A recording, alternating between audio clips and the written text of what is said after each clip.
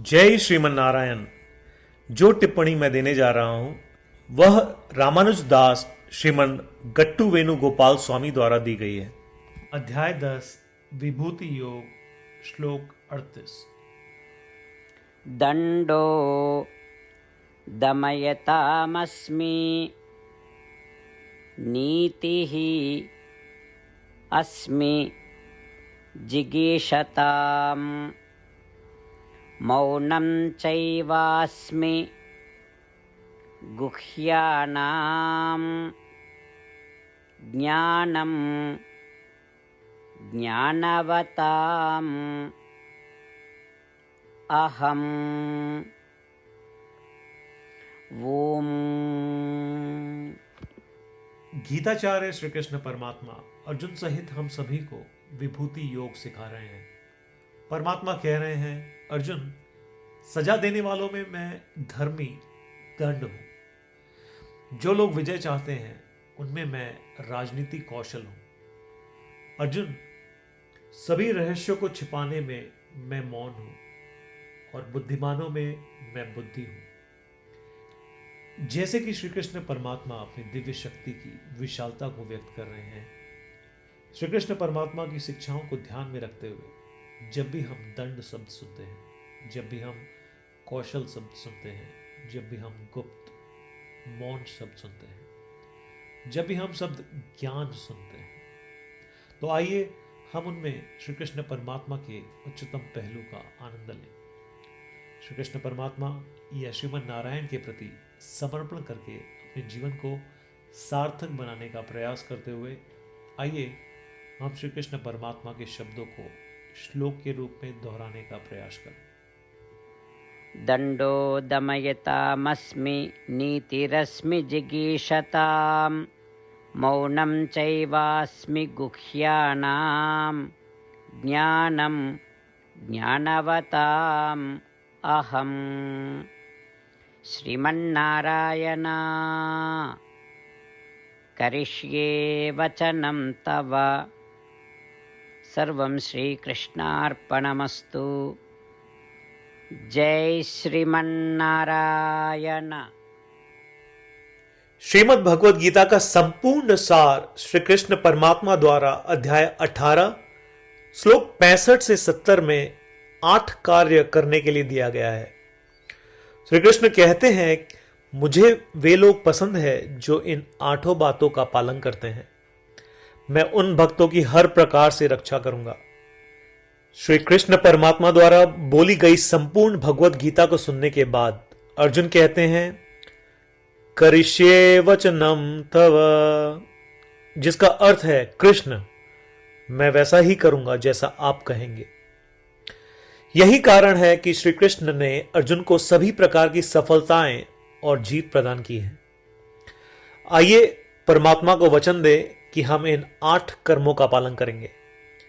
ऐसी कोई पूजा, तप या यज्ञ नहीं है जो परमात्मा को यह शब्द देने से बढ़कर हो।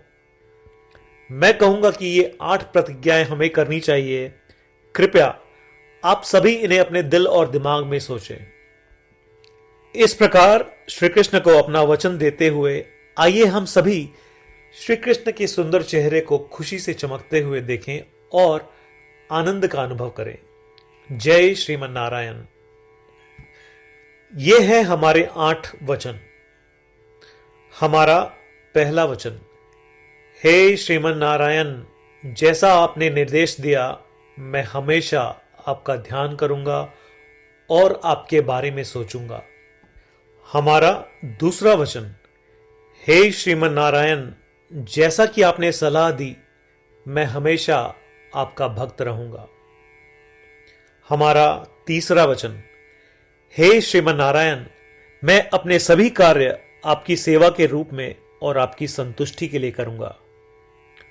हमारा चौथा वचन, हे श्रीमन नारायण, जैसा कि आपने अनुसरण करने के लिए कहा था, मुझे पूरा विश्वास है कि मैं आपका हूं और मैं हमेशा अपने हाथ जोड़ूंगा और आपको नमस्कार करूंगा। हमारा पांचवा वचन, हे श्रीमन नारायण, मुझे आपके शब्द मामेकम शरणम व्रज, याद आते हैं जो आपने सिर्फ और सिर्फ आपको ही समर्पण करने को कहा था।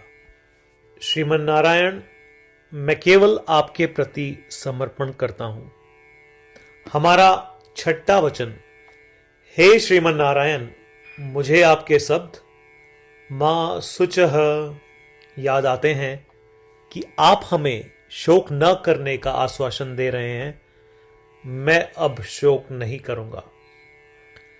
हमारा सातवां वचन, हे श्रीमन नारायण, आपने हमारे लिए श्रीमद् भगवत गीता देकर हम सभी पर कृपा की है और आशीर्वाद दिया है। मैं कम से कम एक श्लोक पढ़ने या सुनने का वादा करता हूं। हमारा आठवां वचन, हे श्रीमन नारायण, आपने सारी मानवता को गीता प्रदान की। मैं गीता में आपके दिव्य शब्दों को उन भक्तों तक फैलाने का प्रयास करूंगा जो गीता से अपरिचित हैं।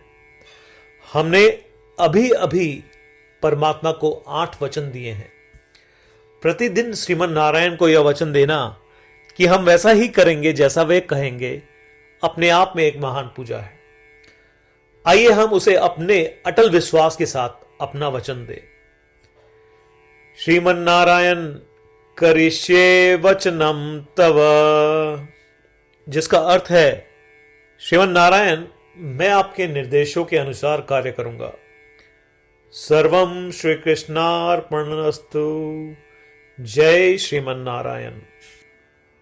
दंडो दमयतामस्मि, नीतिः अस्मि जिगीषताम्, मौनं चैवास्मि गुह्यानाम्, ज्ञानं ज्ञानवताम्